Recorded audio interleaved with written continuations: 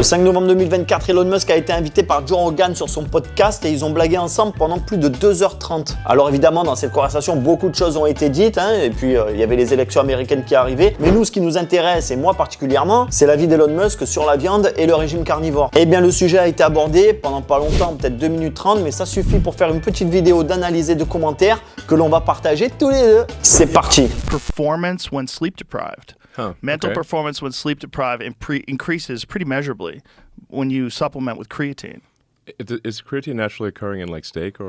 Yeah, it's like je pense qu'ils font un peu les cons. I think that's where it's coming from. I think it's primarily an animal-based thing. Et effectivement, la créatine, c'est essentiellement à base animale. En fait, c'est exclusivement à base animale. La créatine que tu retrouves dans le commerce est une créatine de synthèse. Si tu veux consommer de la créatine à travers ton alimentation, il faudra manger exclusivement des produits animaux. Enfin, exclusivement. Tu peux manger tout, il faudra mettre des produits animaux à balle dans ton alimentation. Tu en retrouves dans le saumon, le hareng, le bœuf, le poulet, etc., etc. Elle a été étudiée pendant des années par la science, on connaît ses effets bénéfiques et particulièrement sur les fonctions cognitives. Et ce qui est intéressant, c'est qu'à travers les études qui ont été menées, on a remarqué que les populations qui bénéficiaient le plus de ces effets bénéfiques, c'était les véganes et les végétariens. Ben oui, parce qu'il n'y en a pas dans leur bouffe, donc forcément, quand ils se complémentent, ils ont des effets de fou. Alors que quelqu'un qui à minima est omnivore et consomme de la viande régulièrement, il n'en manquera pas. Alors si tu es carnivore, je t'explique même pas, tes niveaux de créatine, ils vont s'envoler. Voilà. Yeah, but Like I did switch to like steak and eggs for breakfast. Très bonne initiative, Elon. It's like a power up. oh yeah. Yeah. Yeah, well, C'est le power-up de Super Mario. C'est le champignon ultime, quoi. we're all overrun with carbohydrates. Yeah. On Totally. mange que des glucides. Like carbohydrates make this big crash, the rise and the Yeah, crash, totally. the rise and the crash. You stay flat.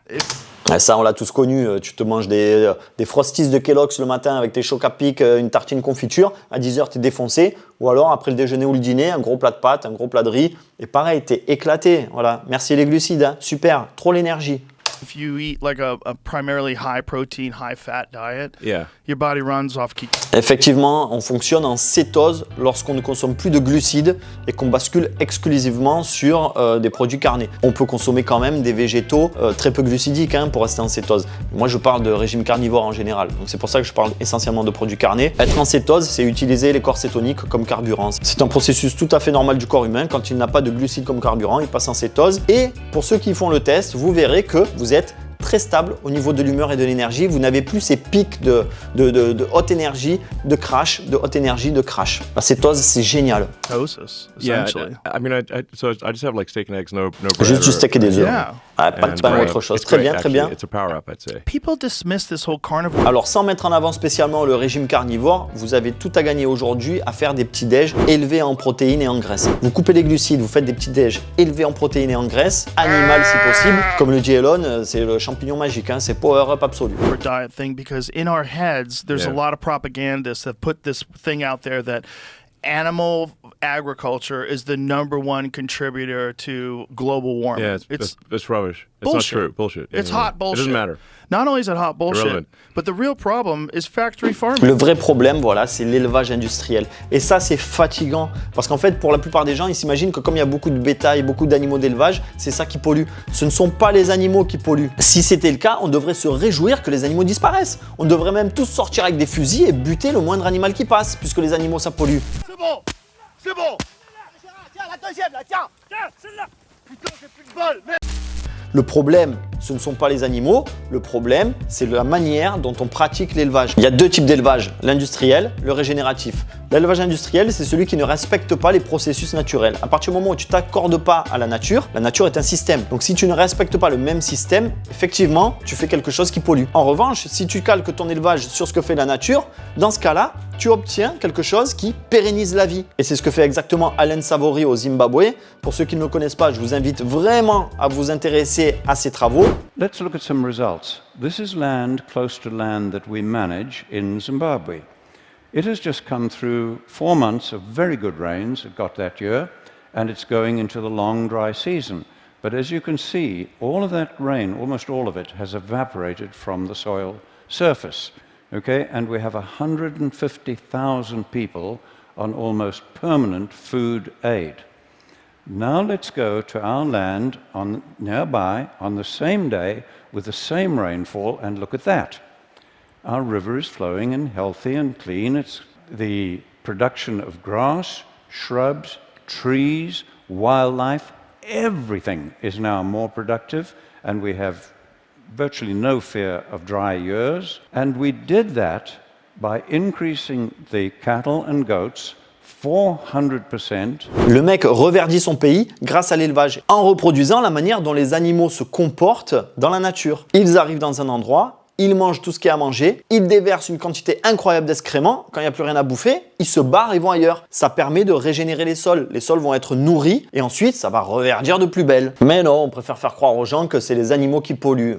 Au passage, je rajoute, l'élevage régénératif, si ça vous intéresse, si vous voulez en savoir plus, je vous conseille la lecture du livre Sacred Cow de Diana Rogers et Matt Wolf, qui est un livre excellent sur ce sujet et qui vous montre à quel point l'élevage régénératif, non seulement n'est pas compliqué à mettre en place, mais est extrêmement bénéfique aussi bien pour les animaux que pour la nature et que pour les hommes. Parce que la viande, c'est extrêmement nutritif. L'humanité, elle en a besoin. Voilà, on n'aura jamais un monde vegan. Réveillez-vous les mecs.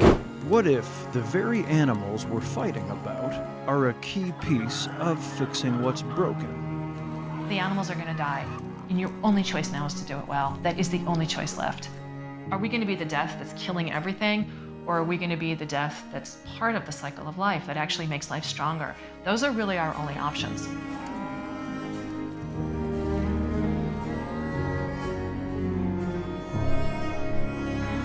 Regenerative farming is carbon neutral if it doesn't sequester carbon. The animals are not going to make any difference to global warming. They can none. No, Zero. it's Zero. horseshit. Suppose zero is nothing. Do you think that that's just propaganda because of people that have a vested interest in like plant-based meat products and things along those lines, green energy? Il y a un intérêt financier à manipuler l'opinion, non pas pour qu'elle devienne végane, pour augmenter la consommation de produits simili-carnés. Effectivement, il n'y a pas que des idéologues qui se battent juste pour les animaux, on a aussi des intérêts financiers colossaux. C'est pour ça qu'on a des fonds d'investissement de milliardaires qui investissent à la fois dans des startups californiennes pour créer de la viande de culture ou encore des simili-carnés, de steak de soja et d'autres ingrédients pourris, mais qui envoient de l'argent aussi à des assos comme L214. Le but, c'est pas que l'humanité devienne végane, c'est de vraiment donner une mauvaise image de la viande pour essayer de placer leurs produits derrière. Quels sont vraiment les intérêts financiers? Mais il y en a plusieurs. C'est que tout d'abord, l'élevage échappe à l'industrie de l'agroalimentaire, et deuxièmement, c'est que plus rentable que la viande, on a les steaks de soja et toutes les merdes de ce genre-là. C'est-à-dire qu'on va produire des trucs qu'on appelle des steaks qui ressemblent à de la viande, auxquels on essaie de donner le goût de la viande, mais on le produit pour 20 centimes la galette et on vend ça le prix de la viande. Nutritivement, c'est pas la même chose, et surtout